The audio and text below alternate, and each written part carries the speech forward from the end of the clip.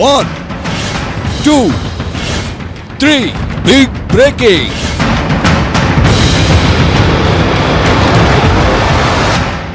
ನಮಸ್ಕಾರ, very good morning. ನಿಮ್ಮೊಂದಿಗೆ ನಾನು ಹರೀಶ್ ನಾಗರಾಜು. ಆಷಾಢ ಮುಗಿತು, ಶ್ರಾವಣ ಶುರುವಾಯಿತು, ಸಾಲು ಸಾಲು ಹಬ್ಬಗಳು. ಆದರೆ ಹೆಚ್ಚಾಗ್ತಾ ಇದೆ ಕೊರೋನಾ ಕೇಸ್ಗಳು. ಮೂರನೇ ಅಲೆ ನಿಜವಾಗ್ಲೂ ಢವಢವ. ಗಡಿ ಬಂದಾದರೂ ಕೂಡ ಬಿಡ್ತಿಲ್ಲ ಈ ಮಹಾಮಾರಿ. ಹಬ್ಬ ಆಚರಣೆಗಳಿಗೆ ಬಿತ್ತು ಕಡಿವಾಣ. ಈ ಹೊತ್ತಿನ ಸ್ಪೆಷಲ್ ಒನ್ಸ್ ಅಗೈನ್ ಇದು ಕೊರೋನಾ ಎಮರ್ಜೆನ್ಸಿ.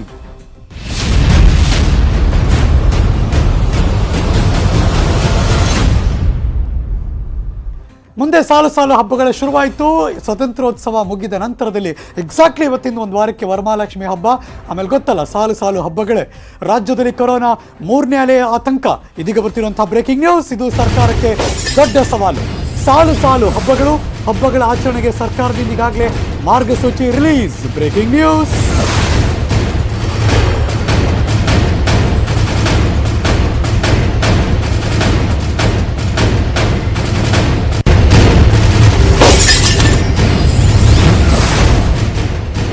ಸಾಲು ಸಾಲು ಹಬ್ಬಗಳು ಸರ್ಕಾರ ಈಗಲೇ ಎಚ್ಚೆತ್ತುಕೊಂಡಿದೆ, ಪ್ರೊಆಕ್ಟಿವ್ನೆಸ್ ತೋರಿಸಿದೆ. ಹಾಗಾಗಿ ಮಾರ್ಗಸೂಚಿಯನ್ನು ಮುಂಚೆನೇ ಬಿಡುಗಡೆ ಮಾಡಿಬಿಟ್ರು.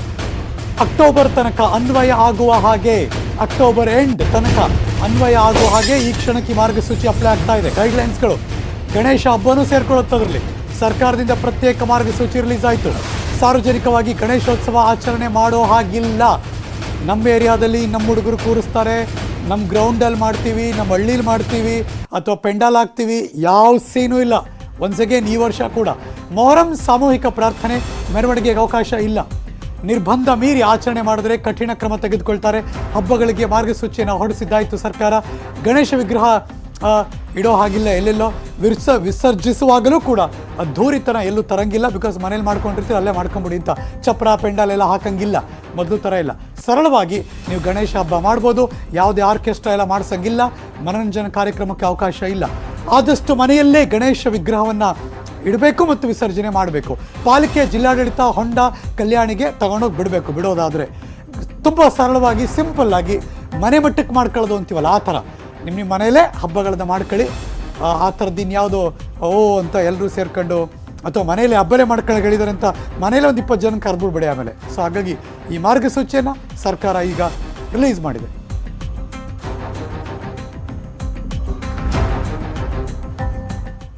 ಈಗ ಹೇಳ್ತಿರೋದು ಬೆಂಗಳೂರು ವಾಸ ಮಾಡ್ತಿರೋರಿಗೆ.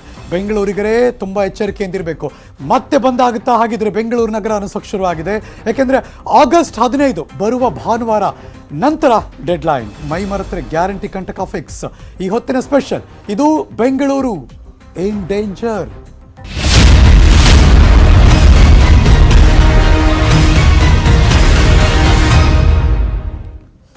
ಇವತ್ತು ಸೇರಿಸಿ 3 ದಿನ ಬೆಂಗಳೂರಿನ ಜನ ರೆಡಿ ಆಗ್ಬಿಡಿ. ಸಾಲು ಸಾಲು ಟಫ್ ರೂಲ್ಸ್ಗಳಿಂದ ಗ್ಯಾರಂಟಿ BBMP ತರೋದಕ್ಕೆ ರೆಡಿ ಮಾಡ್ಕೋತಿದ್ದಾರೆ. ಮೊದಲ ಬ್ರೇಕಿಂಗ್ ನ್ಯೂಸ್. ಆಗಸ್ಟ್ 16 ಬರುವ ಸೋಮವಾರ, ಸ್ವತಂತ್ರೋತ್ಸವದ ನಂತರದ ದಿನ. ಹಂತ ಹಂತವಾಗಿ ಅವತ್ತಿಂದ ಬೆಂಗಳೂರಿಗೆ ಬೀಗ ಹಾಕೋಕೆ ಶುರು ಮಾಡ್ತಾರೆ. Breaking news.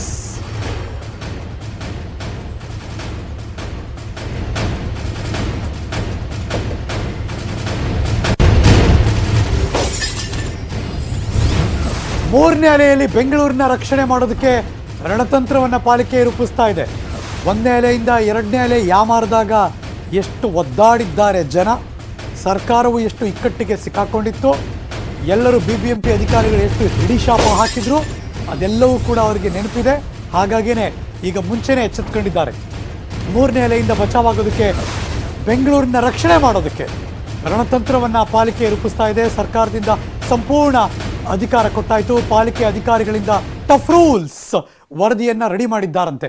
ಕೊರೋನಾ ಕಂಟ್ರೋಲ್ಗೆ ಹೇಗಿದೆ ಹಾಗಿದ್ರೆ ಅಂದರೆ 500 ಗಡಿ ದಾಟಿದ್ರೆ ವೀಕೆಂಡ್ ಲಾಕ್ಡೌನ್ ಗ್ಯಾರಂಟಿ. ಹಂತ ಹಂತವಾಗಿ ದೇವಸ್ಥಾನ, ಜಿಮ್ಮು, ಮಾರ್ಕೆಟ್ ಎಲ್ಲ ಬಂದ್ ಮಾಡ್ತಾರಂತೆ. ಮಾರ್ಕೆಟ್ಗಳಿಗೆ ಟೈಮ್ ಫಿಕ್ಸ್ ಮಾಡೋ ಸಾಧ್ಯತೆ ಇದೆ. ಬೆಳಗ್ಗೆ 6 ಗಂಟೆಯಿಂದ 10 ಗಂಟೆ ಆ ಥರದ್ದೆಲ್ಲ. ಮಾರ್ಷಲ್ಸ್ಗಳು, ಪೊಲೀಸರು ಮಾನಿಟರ್ ಮಾಡ್ತಾರೆ ಕಂಟಿನ್ಯೂಸ್ ಆಗಿ. ಲಸಿಕೆ ಹಾಕಿಸ್ಕೊಳ್ಬೇಕಾದ್ರೆ ಕಡ್ಡಾಯ. ವ್ಯಾಪಾರಕ್ಕೆ ಟೈಮನ್ನು ನಿಗದಿ ಮಾಡ್ತಾರೆ ಅನ್ನೋ ಮಾತುಗಳು ಕೇಳಿ ಬರ್ತಾ ಇದೆ. ಅದ್ಧೂರಿ ಮದುವೆ ಸಮಾರಂಭಗಳು ಎಲ್ಲೂ ಮಾಡೋಕ್ಕೆ ಬಿಡಲ್ಲ. 100 ಜನ ಈಗಾಗಲೇ ಇದೆ. ನೈಟ್ ಕರ್ಫ್ಯೂ ಅವಧಿ ಏರಿಕೆ ಸಾಧ್ಯತೆ 9 to 5 ಇದೆ. ಅದಾದಮೇಲೆ 7 ಶುರುವಾದರೂ ಆಶ್ಚರ್ಯ ಇಲ್ಲ. ಹೋಟೆಲ್ಗಳಲ್ಲಿ ಒನ್ಸ್ ಅಗೈನ್ 50% ಗ್ರಾಹಕರಿಗೆ ಅವಕಾಶ ಕೊಡ್ಬೋದು. ಬಸ್ಗಳಲ್ಲಿ ಒನ್ಸ್ ಅಗೈನ್ 50ರಷ್ಟು ಪ್ರಯಾಣ ಮಾಡೋಕ್ಕೆ ಅವಕಾಶ ಮಾಡ್ಬೋದು. ಫ್ಯಾಕ್ಟ್ರಿ ಇಂಡಸ್ಟ್ರಿಗಳಲ್ಲಿ 50% ಗ್ರಾಹಕರಿಗೆ ಅವಕಾಶ ಕೊಡ್ಬೋದು, ಅಂದರೆ ಕೆಲಸ ಮಾಡೋರಿಗೆ. ಅದು ಈಗಲೇ ಆಗಲ್ಲ, ನೆಕ್ಸ್ಟ್ ಲೆವೆಲಲ್ಲಿ ಆಗುತ್ತೆ, ಎಲ್ಲ ಒಂದೇ ಸರಿ ಆಗ್ಬಿಡಲ್ಲ. ಇದೆಲ್ಲ ಆಗಬಹುದು.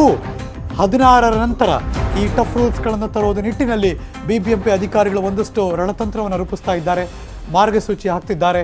ಸೊ ಹಾಗಾಗಿ ಪೊಲೀಸ್ ಇಲಾಖೆ, BBMP ಅವರೆಲ್ಲರೂ ಕೂಡ ಒಂದಷ್ಟು ಸೇರಿ ಇದನ್ನೆಲ್ಲ ಕೂಡ ರೂಪಿಸ್ತಾ ಇದ್ದಾರೆ. ಹೊಸ rules, tight rules, strict rules, ಕಠಿಣ ರೂಲ್ಸ್ ಇವೆಲ್ಲವನ್ನು ಕೂಡ ಮಾಡೋದಕ್ಕೆ BBMP ಅಧಿಕಾರಿಗಳು ಈಗ ಸಿದ್ಧತೆ ಮಾಡ್ತಿದ್ದಾರೆ. ಇದೆಲ್ಲವನ್ನು ಕೂಡ ಫಾಲೋ ಅಪ್ ಮಾಡ್ತಿರುವ ನನ್ನ ಸಹೋದ್ಯೋಗಿ ಆಶಿಕ್ ಮುಲ್ಕಿ ಮತ್ತಷ್ಟು ಮಾಹಿತಿಯನ್ನು ಕೊಡೋಕೆ ನೇರ ಸಂಪರ್ಕದಲ್ಲಿ ಬೆಳ್ಳಂಬೆಳಗ್ಗೆ ಜಾಯಿನ್ ಆಗ್ತಿದ್ದಾರೆ. Good morning Ashik Mulki. BBMPಗೆ ಅಫ್ಕೋರ್ಸ್ ಇದೊಂದು ದೊಡ್ಡ ಚಾಲೆಂಜೆ. ಲಾಸ್ಟ್ ಟೈಮ್ ಏನು ಯಾಮಾರಿದ್ರೋ ಈ ಸರಿ ಜನರಿಂದ ಹಿಡಿಶಾಪ್ ಹಾಕ್ಸ್ಕೊಳ್ಳೋಕೆ ಅವರು ತಯಾರಿಲ್ಲ ಅನಿಸ್ತಾ ಇದೆ. ಸರ್ಕಾರ ಕೂಡ ಕಂಟಿನ್ಯೂಸ್ ಆಗಿ ಮಾನಿಟರ್ ಮಾಡ್ತಾ ಇದೆ. ಈ ಬಾರಿ ಹೌದು Harish Nagaraju, BBMP really tough ಆಗಿ ಕೆಲಸ ಮಾಡ್ತಿದ್ದಾರೆ ಮತ್ತು ಆ ರೂಲ್ಸನ್ನು ಎಕ್ಸಿಕ್ಯೂಟ್ ಮಾಡ್ತಾರೆ ಅನ್ನೋದಾದರೆ ಯಾವಾಗಿಂದ ಮಾಡ್ತಾರೆ, ಏನೆಲ್ಲ ಟಫ್ ರೂಲ್ಸ್ ತರುವ ಸಾಧ್ಯತೆ ಇದೆ?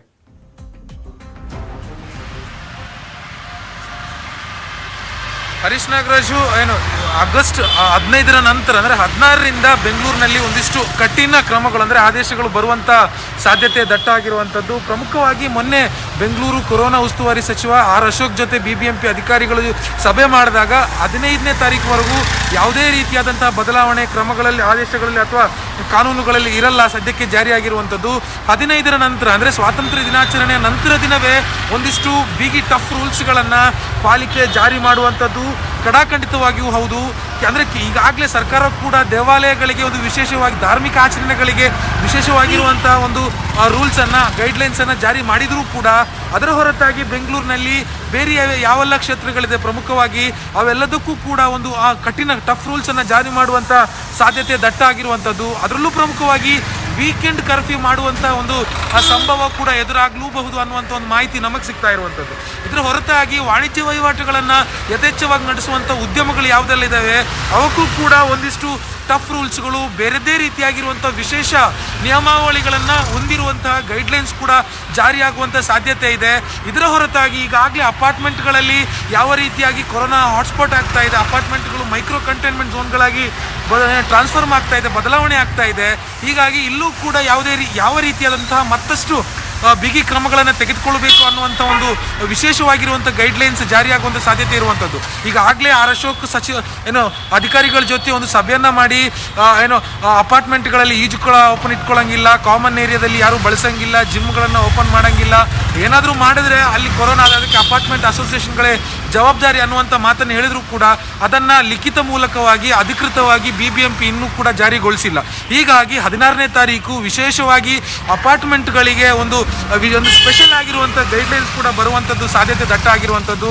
ಇನ್ನೊಂದು ಕಡೆಯಿಂದ 16ನೇ ತಾರೀಕಿಂದ ಒಂದು ವಿಶೇಷ ಕಾರ್ಯಕ್ರಮ ಅಂದರೆ ಕಾರ್ಪೊರೇಷನ್ ವೈದ್ಯರು ಜನರ ಮನೆಗೆ ಅನ್ನುವಂಥ ಒಂದು ಕಾರ್ಯಕ್ರಮ ಒಂದು ಹೆಡ್ಲೈನ್ ಮೂಲಕ ಕೊಟ್ಟು ಒಂದು ಕಾರ್ಯಕ್ರಮ ಮಾಡೋಕ್ಕೆ ಕೂಡ BBMP ಇಳಿತಾ ಇರುವಂಥದ್ದು. ಅಂದರೆ ಕೋವಿಡ್ ಇರಲಿ, ಸೋಂಕಿರಲಿ, ಪಾಸಿಟಿವ್ ಇರಲಿ, ನೆಗೆಟಿವ್ ಇರಲಿ ಅಂತ ಎಲ್ಲ ಬೆಂಗಳೂರಿನಲ್ಲಿರುವಂಥ 22 ಲಕ್ಷ ಮನೆಗೂ ಕೂಡ BBMP ವೈದ್ಯರು ಹೋಗಿ ಅವ್ರನ್ನ ತಪಾಸಣೆ ಮಾಡಲಿದ್ದಾರೆ. ಯಾವುದೆಲ್ಲ ರೋಗಗಳಿದೆ ಅಥವಾ ಏನಾದರೂ ಸಮಸ್ಯೆ ಇದೆಯಾ, ಆರೋಗ್ಯದಲ್ಲಿ ಏನಾದರೂ ಏರುಪೇರು ಆಗುತ್ತಾ ಅನ್ನುವಂಥ ಒಂದು ಮಾಹಿತಿಗಳನ್ನು ಕಲೆ ಹಾಕೋದಕ್ಕೂ ಕೂಡ BBMP ಸಿದ್ಧತೆ ಮಾಡ್ಕೊಂಡು ಯಾರಾದ್ರೂ ಸೋಂಕಿಗೆ ಒಳಪಟ್ಟರೆ ಅಥವಾ ಇದುವರೆಗೂ ಕೂಡ ಎಷ್ಟೋ ಜನ ಟ್ರೇಸ್ ಔಟ್ ಮಾಡೋಕ್ಕೆ ಆಗ್ತಾ ಇಲ್ಲ. BBMP ಆ ನಿಟ್ಟಿನಲ್ಲಿ ಏನು ಕೆಲಸ ಮಾಡ್ತೀವಿ ಅಂದರೆ ಒಂದು ವ್ಯಾಕ್ಸಿನೇಷನ್ನು, ಇನ್ನೊಂದು ಕಡೆ ಯಾರಾದರೂ ಸೋಂಕಿದ್ರೆ ಅವರು ಟ್ರೇಸ್ ಔಟ್ ಆಗ್ತಿಲ್ಲ, ಬಿಕಾಸ್ ಅವರೇ ಎಷ್ಟೋ ಸರಿ ದೊಡ್ಡ ಚಾಲೆಂಜ್ ಆಗಿ ಹೋಗ್ತಾರೆ BBMPಗೆ. ಆ ನಿಟ್ಟಿನಲ್ಲೂ ಕೂಡ ಕೆಲಸ ನಡೀತಾ ಇದೆಯಾ? ಖಂಡಿತ. ಅಂದರೆ ಯಾರು ಸಂಪರ್ಕಕ್ಕೆ ಸಿಗದಂಥ ಸೋಂಕಿತರು ಇರ್ತಾರೋ ಅವರನ್ನು ಟ್ರ್ಯಾಕ್ ಮಾಡುವಂಥ ಕೆಲಸ ಪೊಲೀಸ್ ಇಲಾಖೆಯದ್ದು. ಅಂದರೆ BBMP ಅವರಿಗೆ ಬೇಕಾಗಿರುವಂಥ ಡೇಟಾ ಕೊಡುತ್ತೆ, ಅಡ್ರೆಸ್ ಕೊಡುತ್ತೆ. ಅಂದರೆ ಅವರು ಆ ಪ್ರಾಥಮಿಕವಾಗಿ ಸೋಂಕಿತನ ಬಗ್ಗೆ ಮಾಹಿತಿ ಕಲೆ ಹಾಕಿರುವಂಥ ಒಂದಿಷ್ಟು ಮಾಹಿತಿಗಳೇನಿದ್ದಾವೆ ಅದೆಲ್ಲವನ್ನು ಕೂಡ ಪೊಲೀಸ್ ಇಲಾಖೆಗೆ ಕೊಡುತ್ತೆ. ಪೊಲೀಸ್ ಇಲಾಖೆ ಅಂಥ ಸೋಂಕಿತನನ್ನು ಸಂಪರ್ಕ ಮಾಡೋದಕ್ಕೆ ಸಾಧ್ಯ ಇಲ್ಲ, ತಪ್ಪಿಸ್ಕೊಳ್ತಿದ್ದಾನೆ, ಅಬ್ಸ್ಕ್ಯಾಂಡ್ ಆಗ್ತಿದ್ದಾನೆ ಅನ್ನುವಂಥ ಸೋಂಕಿತರನ್ನು ಪೊಲೀಸ್ ಇಲಾಖೆ ಹುಡುಕಿ ತಿರ್ಗಾ ಮತ್ತೆ ಪಾಲಿಕೆಗೆ ಕೋವಿಡ್ ಕೇರ್ ಸೆಂಟರ್ ಇದೆ ಅಥವಾ ಕ್ವಾರಂಟೈನ್ ಮಾಡೋದಕ್ಕೆ ಬೇರೆ ಏನು ವ್ಯವಸ್ಥೆ ಇದೆ ಅಲ್ಲಿಗೆ ಪೊಲೀಸ್ ಅವರು ಹುಡುಕಿ ಪಾಲಿಕೆಗೆ ಕೊಡಬೇಕು ಅನ್ನುವಂಥ ಒಂದು ನಿರ್ಣಯವನ್ನ ಸುಮಾರು 7-8 ಒಂದು ವಾರಗಳ ಹಿಂದೆ ನಡೆದಂಥ ಪೊಲೀಸ್ ಇಲಾಖೆ ಮತ್ತು BBMP ಅಧಿಕಾರಿಗಳ ಸಭೆಯಲ್ಲಿ ನಿರ್ಣಯ ಆಗಿರುವಂಥದ್ದು. ಈಗಾಗಲೇ ಮಾರ್ಷಲ್ಗಳ ಜೊತೆ ನಗರ ಪೊಲೀಸ್ ಇಲಾಖೆ ಕೂಡ ಅವರಿಗೆ ಸಾಥ್ ಕೊಡ್ತಾ ಇದೆ. ಅಂದರೆ ಜನಜಂಗುಳಿ ಜಾಸ್ತಿ ಇರುವಂಥ ಜಾಗದಲ್ಲಿ ಪೊಲೀಸ್ ಇಲಾಖೆ ಕೂಡ ಈ ಒಂದು ಕೋವಿಡ್ ನಿರ್ವಹಣೆಯಲ್ಲಿ ಪಾಲಿಕೆ ಜೊತೆ ಕೈ ಜೋಡಿಸ್ತಾ ಇರುವಂಥದ್ದು. Harish Nagaraj, thank you so much Ashik ಬಲ್ಕೆ, ಈ ಕ್ಷಣದ ಮಾಹಿತಿಯನ್ನು ಅಪ್ಡೇಟ್ ಮಾಡಿದ್ದಕ್ಕೆ. ಈ ಕೊರೋನಾ ಕಟ್ ಹಾಕೋದಕ್ಕೆ ಸರ್ಕಾರ ಸಭೆಗಳಷ್ಟೇ ಮಾಡ್ತಾ ಇದೆಯಾ? ಈ ಟ್ರ್ಯಾಕಿಂಗು ಅಥವಾ ಟ್ರೀಟ್ಮೆಂಟು ಅಥವಾ ಟೆಸ್ಟಿಂಗು, ಈ ಸೂತ್ರವನ್ನು ಸರ್ಕಾರ ಮರೆತು ಬಿಡ್ತಾ? ಇದೀಗ ಬರ್ತಿರುವಂತಹ ಬ್ರೇಕಿಂಗ್ ನ್ಯೂಸ್. ಮತ್ತೆ ತಡ ಮಾಡಿ ಸರ್ಕಾರ ಎಡವಟ್ಟು ಮಾಡ್ತಿದ್ಯಾ ಅನ್ನೋ ಪ್ರಶ್ನೆ. ಯಾಕೆ ಅಂದರೆ ರೀಸನ್ ಇದೆ. Breaking news.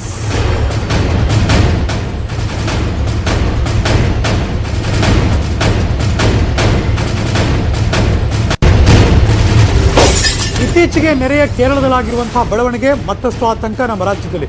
ನೀವು 1 ಡೋಸ್ ಅಲ್ಲ 2 ಡೋಸ್ ವ್ಯಾಕ್ಸಿನೇಷನ್ ಪಡ್ಕೊಂಡಿದ್ರು ಕೊರೋನಾ ಕಾಟ ತಪ್ಪಿದ್ದಿಲ್ಲ. ಪ್ರತಿದಿನ 20,000ಕ್ಕೂ ಹೆಚ್ಚು ಕೊರೋನಾ ಕೇಸ್ಗಳು ಕಳೆದ 20 ದಿನಗಳಿಂದ ಪ್ರತಿದಿನ ದಾಖಲಾಗ್ತಾ ಇದೆ. ಜನರಲ್ಲಿ ಸೋಂಕು ಪತ್ತೆ ಆಗ್ತಾ ಇದೆ. ಲಸಿಕೆ ಪಡೆದಿದ್ದರೂ 40,000ಕ್ಕೂ ಹೆಚ್ಚು ಜನರಿಗೆ ಕೊರೋನಾ ಬಂದಿದೆ. ರಾಜ್ಯದಲ್ಲಿ ಮಾಮೂಲಿ ಕೊರೋನಾ ಟೆಸ್ಟ್ ಕೂಡ ಆಗ್ತಾ ಇಲ್ಲ. ಇನ್ನು ಕೇರಳದಲ್ಲಿ ಲಸಿಕೆ ಪಡೆದರೂ ಸೋಂಕು ಬಂದವರ ಟೆಸ್ಟ್ ಮಾಡಿದ್ರೆ ಜಿನೋಮಿಕ್ ಸೀಕ್ವೆನ್ಸಿಂಗ್ ಟೆಸ್ಟ್ ಶುರು ಮಾಡಿದ್ದಾರೆ ಈಗಾಗಲೇ ಕೇರಳದಲ್ಲಿ. ರಾಜ್ಯದಲ್ಲಿ 2 ಡೋಸ್ ಪಡೆದ 12,000 ಜನರಿಗೆ ಸೋಂಕಾಗಿದೆ. ಇವರಿಗೆ ಕೊರೋನಾ ರೂಪಾಂತರದ ಇತಿಹಾಸ ತಿಳಿಯದೆ ಚಿಕಿತ್ಸೆ ಆಗ್ತಾ ಇದೆ. ರಾಜ್ಯದಲ್ಲಿ ಬರೀ 800 ಜನರಿಗಷ್ಟೇ ಜಿನೋಮಿಕ್ ಸೀಕ್ವೆನ್ಸಿಂಗ್ ಟೆಸ್ಟ್ ಆಗಿದೆ. ರೂಪಾಂತರ ಸೋಂಕು ಪತ್ತೆ ಹಚ್ಚೋದಕ್ಕೆ ಈ ಟೆಸ್ಟಿಂಗ್ ಅತ್ಯವಶ್ಯಕ. ಯುರೋಪ್ ದೇಶಗಳಲ್ಲಿ ಜಿನೋಮಿಕ್ ಸೀಕ್ವೆನ್ಸಿಂಗ್ ಟೆಸ್ಟ್ ಸರ್ಕಾರದ ವಿರುದ್ಧ ಇದೀಗ ಫನಾ ಅಧ್ಯಕ್ಷ ಡಾಕ್ಟರ್ ಪ್ರಸನ್ನ ತಮ್ಮ ಬೇಸರವನ್ನು ವ್ಯಕ್ತಪಡಿಸಿದ್ದಾರೆ. ಈ ಕರ್ನಾಟಕದಲ್ಲಿ ನಿನ್ನೆವರೆಗೂ ಸುಮಾರು 12,000 ಬ್ರೇಕ್ ಥ್ರೂ ಇನ್ಫೆಕ್ಷನ್ಸ್ ರಿಪೋರ್ಟ್ ಆಗಿದೆ ಅಫಿಷಿಯಲ್ ವೆಬ್ಸೈಟಲ್ಲಿ. ಕೇರಳದಲ್ಲಿ ಇದೇ ನಂಬರು 40,000, 40,000ಕ್ಕಿಂತ ಹೆಚ್ಚು ಬ್ರೇಕ್ ಥ್ರೂ ಇನ್ಫೆಕ್ಷನ್ಸ್ ಕಂಡುಬಂದಿದೆ. ಬಟ್ ನಮ್ಮಲ್ಲಿ ಅವರಲ್ಲಿ ಏನು ಡಿಫ್ರೆನ್ಸ್ ಅಂದರೆ ನಮ್ಮಲ್ಲಿ ಜಿನೋಮಿಕ್ ಸೀಕ್ವೆನ್ಸಿಂಗ್ ಆಗ್ತಾ ಇಲ್ಲ. ಸುಮಾರು ಒಂದು 800 ಕೇಸಲ್ಲಿ ಜಿನೋಮಿಕ್ ಸೀಕ್ವೆನ್ಸ್ ಮಾಡಿದ್ದಾರೆ.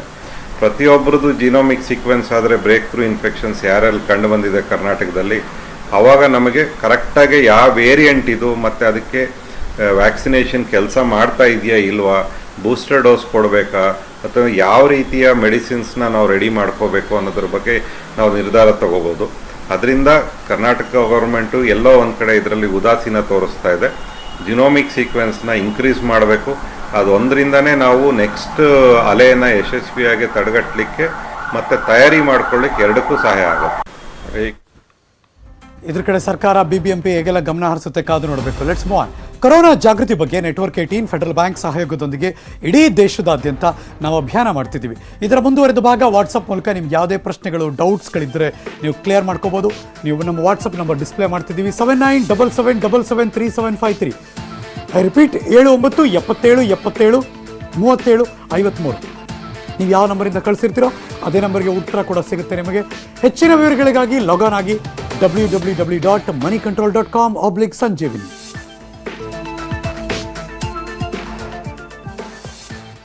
ನ್ಯೂಸ್ ಮುಂದುವರಿಸ್ತೀನಿ. ಚಿಕ್ಕ ಬ್ರೇಕ್ ಆದ್ಮೇಲೆ ಎಲ್ಲೂ ಹೋಗದೆ ಕಾಯ್ತಾ ಇರಿ. 1 2 3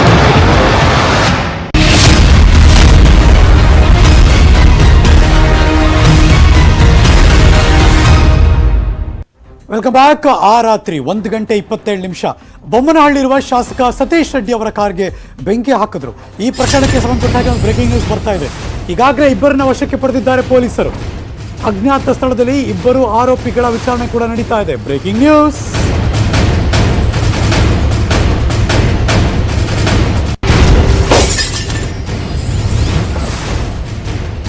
ದುಷ್ಕರ್ಮಿಗಳು ಬೆಂಕಿ ಹಾಕಿದ್ರು.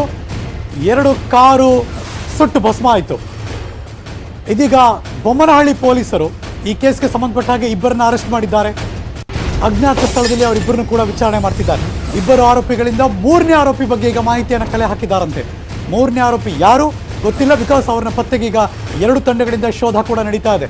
ಪ್ರಕರಣ ಸಂಬಂಧ ಇದುವರೆಗೆ 20 ಜನರನ್ನ ವಿಚಾರಣೆ ಕೂಡ ಮಾಡಾಯಿತು. ವಿಚಾರಣೆ ಬೆನ್ನಲ್ಲೇ ಸುಟ್ಟ ಕಾರುಗಳು ಗ್ಯಾರೇಜ್ಗೆ ಕಳಿಸಿದ್ದಾರೆ. ಕರಕಲಾದ ಕಾರುಗಳು ಈಗ ಟೋಯಿಂಗ್ ಮಾಡಿದ್ರು, ಅಂದರೆ ತೊಗೊಂಡು ಹೋದರು, ಗ್ಯಾರೇಜ್ಗೆ ಶಿಫ್ಟ್ ಮಾಡಿದ್ರು ಅಲ್ಲಿಂದ.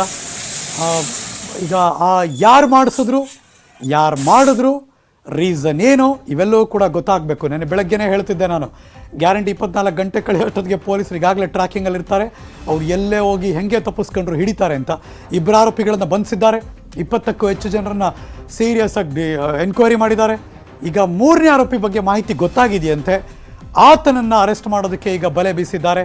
ಹಲವಾರು ತಂಡಗಳ ಮೂಲಕ ಆತನ ಹಿಡಿತಾರೆ ಅನುಮಾನನೇ ಇಲ್ಲ ಅದರಲ್ಲಿ. ಕೊನೆಗೆ ಗೊತ್ತಾಗುತ್ತೆ ರೀಸನ್ ಏನು, ಯಾಕೆ ಮಾಡಿದ್ರು, ಬೆಂಕಿ ಇಟ್ಟದಕ್ಕೆ ಕಾರಣ ಏನು ಅನ್ನೋದು ತದನಂತರ ಗೊತ್ತಾಗಬೇಕು.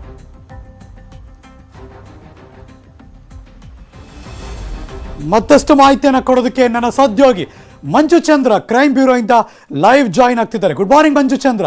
ಅಫ್ಕೋರ್ಸ್ ಪೊಲೀಸರು ಬಿಡಲ್ಲ, ಕಳ್ಳರು ಹೆಂಗೆ ತೋರಿದ್ರು ಇವ್ರು ಇನ್ನೊಂದು ಲೆವೆಲ್ ಕೆಳಗೆ ತೂರೇ ಹಿಡಿಯೋರು. ಸೊ ಇಬ್ಬರಿಗೆ ಅರೆಸ್ಟ್ ಆಗಿದ್ದಾರೆ. ಅವ್ರ ಎನ್ಕ್ವೈರಿ ನಡೀತಾ ಇದೆ ಆರೋಪಿಗಳದ್ದು. 3ನೇ ಬಗ್ಗೆ ಹುಡುಕ್ತಾ ಇದ್ದಾರೆ ಅಂತ ಮಾಹಿತಿ ಗೊತ್ತಾಯಿತು. ಏನಾದರೂ ಸುಳಿವಿದೆಯಾ? ಇವರು ಇದೇ ರೀಸನ್ಗೋಸ್ಕರ ಮಾಡಿದ್ದಾರೆ? ಯಾರಿವರು? ಬೆಂಗಳೂರಿನವರ, ಬೇರೆ ಕಡೆಯವರ, ಅದೇ ಏರಿಯಾದವರ? Any clue Manju? Very good morning Harish. ಸದ್ಯಕ್ಕೆ ಈಗ ಏನು ಪೊಲೀಸರು ನಿನ್ನೆಯಿಂದ ಇವತ್ತರೆಗೂ ಕೂಡ ಅಂದರೆ ಮಧ್ಯರಾತ್ರಿ 1 ಗಂಟೆವರೆಗೂ ಕೂಡ ಸಾಕಷ್ಟೊಂದು ಇನ್ವೆಸ್ಟಿಗೇಷನ್ ಅನ್ನು ಮಾಡಿ ಇಬ್ಬರನ್ನ ಆರೋಪಿಗಳನ್ನು ವಶಕ್ಕೆ ಪಡೆದಿರ್ತಕ್ಕಂಥ ಬೊಮ್ಮನಹಳ್ಳಿ ಪೊಲೀಸರು 32 ಜನರನ್ನು ವಿಚಾರಣೆ ಮಾಡಿರ್ತಕ್ಕಂಥದ್ದು. ಸುಮಾರು 150ಕ್ಕೂ ಹೆಚ್ಚು CCTVಗಳನ್ನು ಪರಿಶೀಲಿಸಿ ಅದರಲ್ಲಿ ಇಬ್ಬರನ್ನು ವಶಕ್ಕೆ ಪಡ್ಕೊಂಡಿರ್ತಕ್ಕಂಥದ್ದನ್ನ ಹರೀಶ್. ಜೊತೆಗೆ ಈಗಾಗಲೇ ಏನೊಂದು ಸಾಕಷ್ಟೊಂದು ಸುಳಿವು ಸಿಕ್ಕಿರೋ ಮೇರೆಗೆ ಇಬ್ಬರನ್ನು ವಶಕ್ಕೆ ಪಡ್ಕೊಂಡು ಎನ್ಕ್ವೈರಿಯನ್ನು ಕೂಡ ಮಾಡ್ತಾ ಇರ್ತಕ್ಕಂಥದ್ದು. ಅಜ್ಞಾತ ಸ್ಥಳದಲ್ಲಿ ಅಂದರೆ ಅಜ್ಞಾತ ಸ್ಥಳದಲ್ಲಿ ಅವ್ರನ್ನ ಕುಣಿಸಿ ಎನ್ಕ್ವೈರಿಯನ್ನು ಮಾಡ್ತಾ ಇರ್ತಕ್ಕಂಥದ್ದು.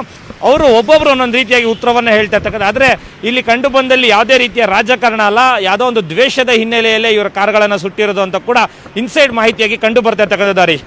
ಸದ್ಯಕ್ಕೆ ಈಗ ಬಂದಿರೋ ಮಾಹಿತಿ ಪ್ರಕಾರ ಪೊಲೀಸರು ಈ ಇಬ್ಬರನ್ನು ಇವತ್ತು ಕೂಡ ತೀವ್ರವಾಗಿ ವಿಚಾರಣೆ ಒಳಪಡಿಸ್ತಾ ಇರ್ತಕ್ಕಂಥದ್ದು. ಸದ್ಯಕ್ಕೆ ಏನೊಂದು ವಿಶೇಷ ತಂಡ ಕಾರ್ಯಾಚರಣೆ ನಡೆಸಿತ್ತು 4 ತಂಡದಲ್ಲಿ. ಅದರಲ್ಲಿ 2 ಇನ್ಸ್ಪೆಕ್ಟರ್ ನೇತೃತ್ವ ತಂಡ ವಹಿಸಿದ 2 ಆರೋಪಿಗಳನ್ನು ಕೂಡ ಇವತ್ತು ಸಹ ಸಾಕಷ್ಟೊಂದು ವಿಚಾರಣೆ ನಡೆಸಿ ಸತ್ಯಾಂಶಗಳನ್ನು ಹೊರ ಹಾಕ್ತಾ ಇರ್ತಕ್ಕಂಥದ್ದು ಹರೀಶ್. ಇವತ್ತು ಮುಂಜಾನೆ 7 ಗಂಟೆ 30 ಮತ್ತೊಂದು ಬಾರಿ ಒಬ್ಬ ಆರೋಪಿಯನ್ನ ಈಗಾಗಲೇ ಪೊಲೀಸರು ಹೊರಗಡೆ ಕೂಡ ಕರೆದೊಯ್ತಕ್ಕಂಥದ್ದು ಹೆಚ್ಚಿನ ವಿಚಾರಣೆ. ಯಾಕೆಂತ ಹೇಳಿದ್ರೆ ಆರೋಪಿಗಳು ಇದ್ದಿದ್ದ ಸ್ಥಳನ ಅಥವಾ ಮಾಜರನ್ನು ಮಾಡಿರೋ ಕೂಡ ಹೋಗಿರ್ತಕ್ಕಂಥ ಚಾನ್ಸಸ್ ಕೂಡ ಹೆಚ್ಚಾಗಿರ್ತಕ್ಕಂಥದ್ದು ಹರೀಶ್.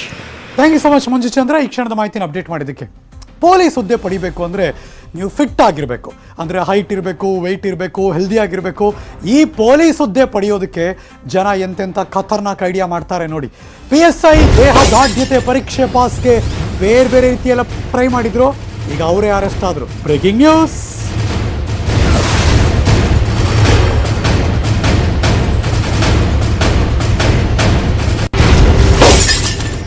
ಅವ್ರು ಮಾಡಿರೋ ಐಡಿಯಾ ಏನು ಅಂತ ಈಗ ತೋರಿಸ್ತೀವಿ ನೋಡಿ.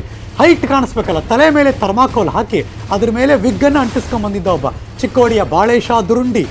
ಆತನ ಐಡಿಯಾ ಇದು. ಗೊತ್ತಾಗಲ್ಲ ಅಂತ ಪೊಲೀಸರು, ಮೊದಲೇ ಪೊಲೀಸರವರು ಗೊತ್ತಾಗದೆ ಇರುತ್ತಾ, ಮೋಸ ಮಾಡೋಕ್ಕೋಗಿ ಈಗ ಆತ ಅರೆಸ್ಟ್ ಆದ. ಇನ್ನೊಬ್ಬ ಏನು ಮಾಡ್ದ, ಆ ತಲೆ ಮೇಲೆ ಫೆವಿಕಲ್ ಹಾಕ್ಕೊಂಡು ಅದ್ರ ಮೇಲೆ ಮತ್ತೆ ವಿಗ್ ಹಾಕ್ಕೊಂಡು, ಉಮೇಶ ಅಂತ ಅವನೊಂಥರ ವಿಗ್ ಹಾಕೊಂಡು ಅಂಟಿಸ್ಕೊಂಬಂದಿದ್ದ. ಅದು ಗೊತ್ತಾಯಿತು, ಅವನು ಅರೆಸ್ಟ್ ಆದ. ಮೂಡಲಗಿ ತಾಲೂಕಿನ ಕುಲಗೋಡು ಗ್ರಾಮದ ಉಮೇಶ, ಆತನು ಕೂಡ ಈಗ ಪೊಲೀಸ್ ಆಗಬೇಕು ಅಂತಿದ್ದ, ಈಗ ಲಾಕಪ್ಗೆ ಹೋದ. ಉಮೇಶ್ ವಿರುದ್ಧ ಮಾರ್ಕೆಟ್ ಪೊಲೀಸ್ ಠಾಣೆಯಲ್ಲಿ ಪ್ರಕರಣ ದಾಖಲಾಗಿದೆ. ಹೆಂಗಿದೆ ಕಥೆ ನೋಡಿ. ಹೈಟ್ ಕಾಣಿಸ್ಬೇಕು ಅನ್ನೋ ಉದ್ದೇಶದಿಂದ ತಲೆ ಮೇಲೆ ಎಡಭಾಗದಲ್ಲಿ ವೈಟ್ ಕಾಣಿಸಿದ್ರೆ ಥರ್ಮಾಕೋಲ್, ಅದು ಅಂದರೆ ನಿಮ್ಮ ತಲೆ ಆಕಾರಕ್ಕೆ ಥರ್ಮಾಕೋಲ್ ಕಟ್ ಮಾಡಿ ಅದನ್ನು ಹಾಕ್ಕೊಂಡು ಅದ್ರ ಮೇಲೆ ವಿಗ್ ಹಾಕ್ಕೊಂಡ್ರೆ ನಾವು ಹಿಂಗಿಟ್ಟರೆ ಸ್ಕೇಲ್ನ ಮೇಲೆ ಹೈಟ್ ಸ್ಕೇಲಲ್ಲಿ ಹೈಟ್ ಕಾಣಿಸ್ತೀವಿ ಅಂತ. ಅಷ್ಟು ಹೈಟ್ ಇದ್ದರೆ ಪೊಲೀಸ್ ಕೆಲಸ ಸಿಗುತ್ತೆ ಅನ್ನೋ ಉದ್ದೇಶದಿಂದ ಈ ಇಬ್ಬರು ಖತರ್ನಾಕ್ ಐಡಿಯಾ ಮಾಡಿದರು. ಆದರೆ ಪೊಲೀಸರು ಬೇರೆಯವ್ರನ್ನೇ ಬಿಡಲ್ಲ. ಇನ್ನು ಪೊಲೀಸರು ಕೆಲಸಕ್ಕೆ ತಗೋಬೇಕಾದ್ರೆ ಅವ್ರನ್ನ ಬಿಡ್ತಾರ? ಎಲ್ಲ ಟೆಸ್ಟ್ ಮಾಡಿದ್ರು, ಸಿಗಾಕೊಂಡ್ರು, ಈಗ ಅರೆಸ್ಟ್ ಆದರು. ಒಂದು ಬ್ರೇಕ್ ತಗೋತೀನಿ. ಬ್ರೇಕ್ ತಗೊಳ್ಳೋ ಮುಂಚೆ ನಿಮ್ಮೆಲ್ಲರ ಗಮನಕ್ಕೆ, ದೇಶದಲ್ಲಿ ಎಲ್ಲರಿಗೂ ಕೊರೋನಾ ವ್ಯಾಕ್ಸಿನ್ ಸಿಗಬೇಕು ಅನ್ನೋದು ನೆಟ್ವರ್ಕ್ 18 ಆಶಯ. ಫೆಡರಲ್ ಬ್ಯಾಂಕ್, ಅಪೋಲೋ ಸಹಯೋಗದೊಂದಿಗೆ ನೆಟ್ವರ್ಕ್ 18 ಈ ಆಶಯಕ್ಕೆ ದೇಶವ್ಯಾಪಿ ಬಲ ಸಿಕ್ಕಿದೆ. ಎಲ್ರಿಗೂ ವ್ಯಾಕ್ಸಿನ್ ಅನ್ನೋ ಜಾಗೃತಿ ಮೂಡಿದೆ.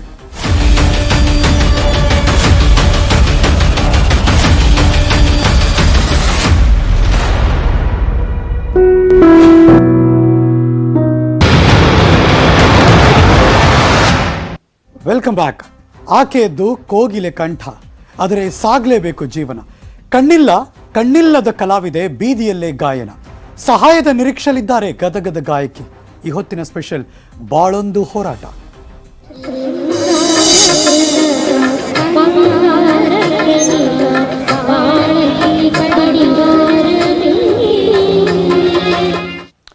ಕೊರೋನಾದಿಂದ ಅಂಧ ಕಲಾವಿದೆಯೊಬ್ಬರು ಬೀದಿಗೆ ಬಿದ್ದಿದ್ದಾರೆ. ಹೊಟ್ಟೆಪಾಡಿಗೋಸ್ಕರ ಬೀದಿಯಲ್ಲಿ ನಿಂತು ಹಾಡನ್ನು ಹಾಡ್ತಾ ಇದ್ರು ರೇಷ್ಮಾ. ಇದೀಗ ಕೊರೋನಾದಿಂದ ಕೆಲಸ ಇಲ್ಲದೆ ಸಂಕಷ್ಟ ಅನುಭವಿಸುವಂತಾಗಿದೆ. ಬಸ್ ಸ್ಟೇಷನ್ನು ಅಥವಾ ಮಾರ್ಕೆಟು, ಜನನಿಬಿಡ ಪ್ರದೇಶಗಳು. ಈ ಮೊದಲು ಹಾಡನ್ನು ಹಾಡಿ ಹಣ ಬರ್ತಾ ಇತ್ತು, ಜನ ಕೊಡ್ತಾ ಇದ್ರು, ಅದರಿಂದ ಜೀವನ ನಡೀತಾ ಇತ್ತು. ಆದರೆ ಈಗ ಲಾಕ್ಡೌನು, ಜನ ಎಲ್ಲೂ ಹೆಚ್ಚಿಗೆ ಸೇರಲ್ಲ. ಈಕೆಯಿಂದ ಪತಿ ಕೂಡ ದೂರ ಆಗಿದ್ದಾರೆ. ಕಳೆದ 12 ವರ್ಷದಿಂದ ಮಗನ ಜೊತೆ ಗದಗದಲ್ಲಿ ವಾಸ ಆಗಿದ್ದಾರೆ ರೇಷ್ಮಾ ಅವರು. ಸದ್ಯ ಈಕೆಯ ಹಾಡುಗಳು ಸಾಮಾಜಿಕ ಜಾಲತಾಣದಲ್ಲಿ ವೈರಲ್ ಆಗ್ತಾ ಇದೆ. ಕಳೆದ 2 ದಿನಗಳಿಂದ ಲಕ್ಷಾಂತರ ಜನರಿಂದ ವಿಡಿಯೋ ಶೇರ್ ಆಗಿದೆ. ಅಷ್ಟೂ ಜನ ಒಂದಷ್ಟು ಹಣಕಾಸಿನ ಸಹಾಯ ಮಾಡಿಬಿಟ್ರೆ ಅವ್ರ ಬದುಕು ಹಸನ ಆಗುತ್ತೆ.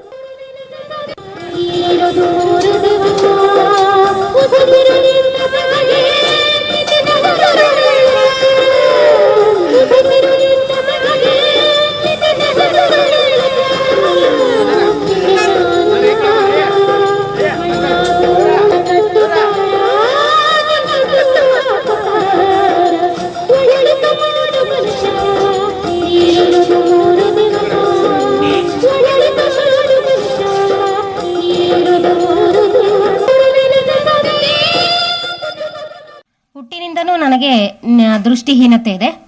ನಾನು ಚಿಕ್ಕವಳಿದ್ದಾಗಿಂದನೂ ಹಾಡು ಹಾಡುವಂತಹ ಒಂದು ಹವ್ಯಾಸ ನನಗೆ.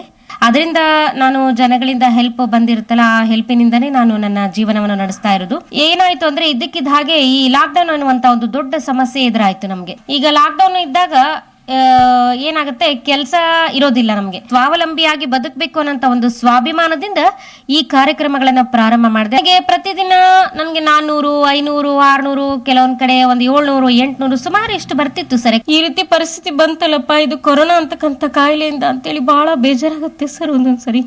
ಯಾಕಂದ್ರೆ ಈ ರೀತಿ ಸಮಸ್ಯೆ ಯಾವಾಗ್ಲೂ ನಾವು ಎದುರಿಸಲಿಲ್ಲ ಸರ್. ಇದೇ ಫಸ್ಟ್, ಹುಟ್ಟಿದಾಗಿಂದ ಇದೇ ಮೊದಲನೇ ಸಾರಿ ಈ ರೀತಿ ಸಮಸ್ಯೆ, ನಿರುದ್ಯೋಗದ ಸಮಸ್ಯೆ ಅಂತಕ್ಕಂಥದ್ದು. ಇಷ್ಟೇ ಜನ ಇರ್ಬೇಕು, ಅಷ್ಟೇ ಜನ ಇರ್ಬೇಕು, ಸಿಸ್ಟಮ್ ಇಡಂಗಿಲ್ಲ, ಬಹಳಷ್ಟು ಜೋರಾಗಿ ಸೌಂಡ್ ಇಡಂಗಿಲ್ಲ, ಇವೆಲ್ಲ ರೂಲ್ಸ್ ಇದಾವ್ ಸರ್ ಈಗ.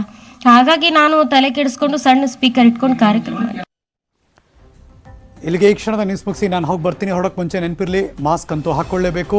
ಜೊತೆಗೆ ಹೊರಗಡೆ ಬಂದಮೇಲೆ ಸಾಮಾಜಿಕ ಅಂತರ, ಸ್ಯಾನಿಟೈಸೇಷನ್ ಎಲ್ಲವೂ ಕೂಡ ಬಹಳ ಮುಖ್ಯ. ಮತ್ತೆ ಸಿಗ್ತೀನಿ ಮುಂದಿನ ನ್ಯೂಸ್ಗಳಲ್ಲಿ. ಆದರೆ ಪಕ್ಕಾ ನ್ಯೂಸ್ಗೆ ನೀವು ಯಾವಾಗಲೂ ನೋಡ್ತಾ ಇರಿ News18 ಕನ್ನಡ.